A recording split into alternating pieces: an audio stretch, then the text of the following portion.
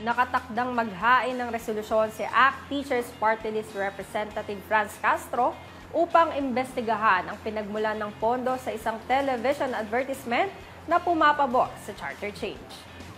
Ayon kay Castro, nais itong malaman kung pinondohan ba ito ng mga dayuhan para mahikayat na baguhin ang ating saligang batas na kalaunan ay papabor sa kanila upang angkinin ang Pilipinas.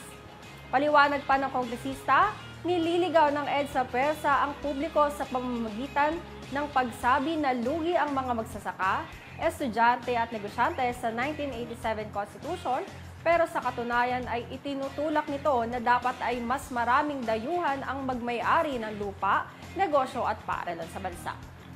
Hirit pa ni Castro, hindi naman kasalanan ng saligang batas kung bakit nalulugmok ang ating ekonomiya, kundi pakana ito ng neoliberal na polisiya ng kasalukuyan at nagdaang administrasyon.